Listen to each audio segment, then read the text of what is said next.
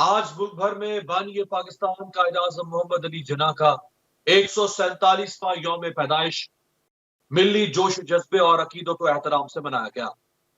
قائد اعظم محمد علی جناح نے 25 دسمبر 1876 کو کراچی کے وزیر مینشن میں آنکھ کھولی تو اس وقت کون جانتا تھا کہ یہ بچہ عظیم رہنما بن کر بر صغیر کے مسلمانوں کی کشتی پار لگانے میں اہم کردار ادا کرے گا۔ انہوں نے 1913 سے 1947 پاکستان کی آزادی تک آل انڈیا مسلم لیگ کے لیڈر کی حیثیت سے خدمات انجام دی اور پھر وہ 11 ستمبر 1948 کو اپنی وفات تک پاکستان کے پہلے گورنر جنرل رہے۔ محمد علی جناح کو دانائی نے ہی قائد اعظم بنایا، وہ قائد جنہوں نے اپنی پوری زندگی عدل و انصاف کا وقار بلند رکھنے میں گزاری، قائد نے اپنی زندگی کی آخری 2 دہائیاں آزاد ریاست پاکستان کے اپنے زبردست اور خوبصورت خواب کو عملی جامہ پہنانے کے لیے انتھک کوششوں میں صرف کر دی۔ بانی پاکستان کے طرز عمل، ان کی جد و جہد اور فرمودات پوری قوم کے لیے وہ مشعل راہ ہیں جن پر عمل پیرا ہونا کامیابی کی ضمانت ہے۔ لیکن سوال یہ ہے کہ کیا بطور قوم اور ریاست ان پر عمل کیا گیا؟ آج پاکستان جن معاشرتی، سیاسی اور اقتصادی مسائل سے دوچار ہے، ان کی وجہ یہی ہے کہ بانی پاکستان کے دیے ہوئے رہنما اصولوں کو فراموش کر دیا گیا۔ 11 اگست 1947 کو پاکستان کے اراکین اسمبلی سے قائد نے خطاب کیا تھا۔ اس خطاب کو پاکستان کا پہلا منشور کہا جاتا ہے۔ 11 اگست 1947 کو قانون ساز اسمبلی میں بانی پاکستان نے فرمایا تھا کہ انصاف اور مساوات میرے رہنما اصول ہیں اور مجھے یقین ہے کہ آپ کی حمایت اور تعاون سے ان اصولوں پر عمل پیرا ہو کر ہم پاکستان کو دنیا کی سب سے عظیم قوم بنا سکتے ہیں۔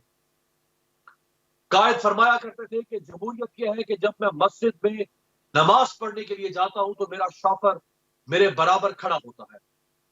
قائد اعظم نے دہائیوں قبل اس حوالے سے ایک نصیحت کی تھی کہ دنیا کی کوئی قوم اس وقت تک ترقی نہیں کر سکتی جب تک اس کی خواتین مردوں کے شانہ بشانہ معاشرے کی تعمیر و ترقی میں حصہ نہ لیں۔ عورتوں کو گھر کی 4 دیواری میں بند کرنے والے انسانیت کے مجرم۔ لیکن پاکستان میں آج عالم یہ ہے کہ خواتین کو قومی ترقی میں فعال کردار ادا کرنے کے لیے ریاست کی کوئی واضح پالیسی نہیں۔ ایک رپورٹ کے مطابق پاکستان میں 1 کروڑ خواتین کا شناختی کارڈ تک نہیں بنا۔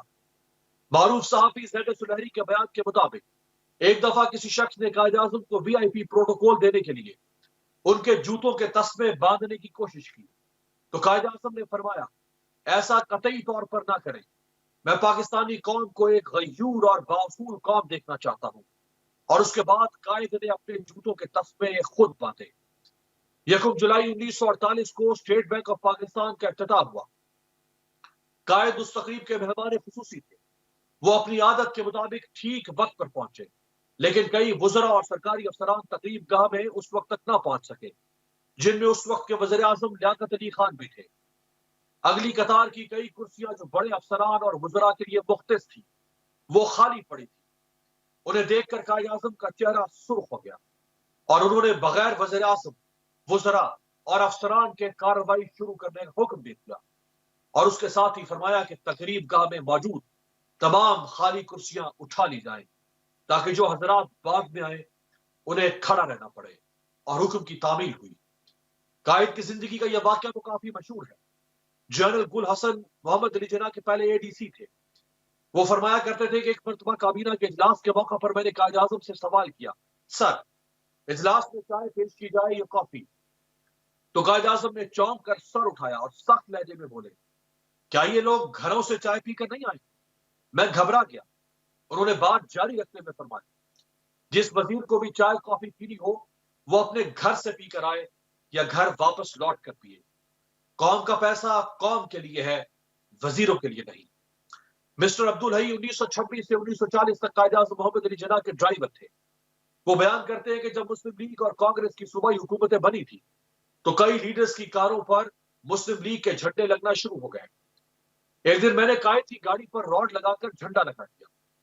دوسرے روز کورٹ جانے کے لیے قائد اعظم گاڑی کی طرف بڑھے تو جھنڈے پر نظر پڑی۔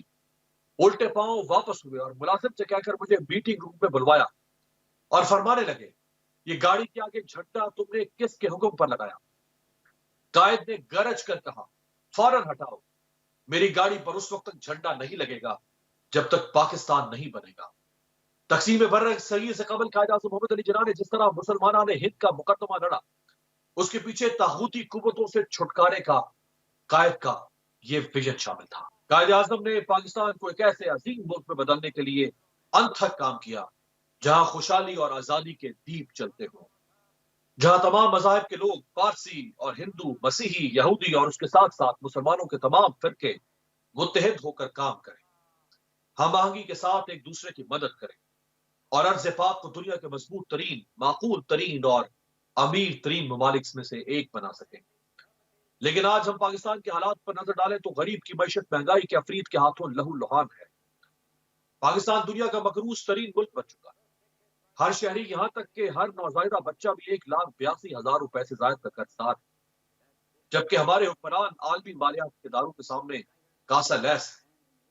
اسی طرح ہینلے پاسپورٹ انڈیکس کے مطابق رواں سال پاکستانی پاسپورٹ کو مسلسل تیسرے سال دنیا کا چوتھا بدترین پاسپورٹ قرار دیا گیا تھا۔ جناح آف پاکستان کے مصنف پروفیسر اسٹینلے اپنی کتاب میں لکھتے ہیں کہ بہت کم لوگ ایسے ہوتے ہیں جو تاریخ کا دھارا بدل دیں، اور ایسے لوگ تو اور بھی کم ہوتے ہیں جو دنیا کا نقشہ بدل کر رکھتے ہیں، اور ایسا تو کوئی ہوتا ہے جو ایک نئی مملکت کو قائم کرے۔